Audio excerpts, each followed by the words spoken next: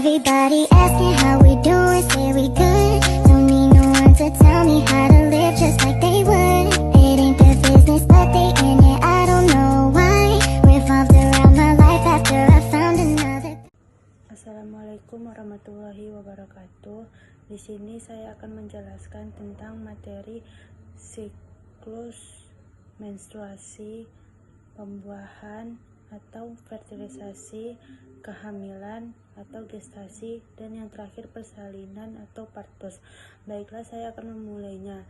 Yang pertama, siklus menstruasi atau daur haid adalah rangkaian perubahan yang terjadi secara alamiah dan berulang pada sistem reproduksi perempuan, khususnya indung, telur, rahim, yang memungkinkan terjadinya kehamilan.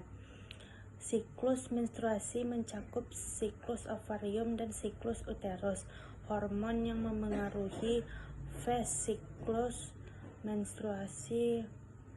Pada dasarnya, siklus menstruasi terbagi menjadi beberapa fase yang dipengaruhi oleh 5 jenis hormon. 5 jenis hormon dalam tubuh yaitu 1. Hormon estrogen. Hormon diproduksi di ovarium ini memiliki peran yang begitu penting, terutama proses ovulasi. Proses ovulasi tak hanya itu, hormon estrogen juga berperan dalam perubahan tubuh remaja pada masa pubertas dan terlibat dalam pembentukan kembali lapisan rahim setelah periode menstruasi. 2. Hormon progesteron. Hormon progesteron bekerja sama dengan estrogen, berperan dalam menjaga siklus reproduksi dan menjaga kehamilan. Hormon ini juga diproduksi di ovarium dan berperan dalam penebalan dinding rahim. 3. Hormon perangsang. Hormon perangsang folikel atau follicle stimulating hormone FSH. Hormon ini berfungsi untuk mematangkan sel telur di dalam ovarium hingga siap untuk dilepaskan. Hormon FSH diproduksi di kelenjar pituitari yang terletak di bagian bawah otak. 4.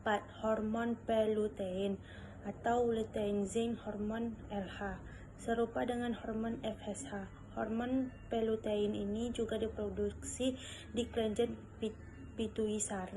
pituitari yang berfungsi untuk merangsang ovarium dalam proses pelepasan sel telur. Selanjutnya, hormon pelepas. Hormon pelepas gonadotropin atau gonadotropin releasing hormone RH. Hormon pelepas gonadotropin merupakan hormon yang diproduksi di otak. Hormon ini berperan penting dalam memberikan rangsangan pada tubuh untuk menghasilkan hormon perangsang folikel dan hormon pelutein yang memengaruhi proses pematangan dan pelepasan sel telur. Selanjutnya ada kehamilan atau gestasi.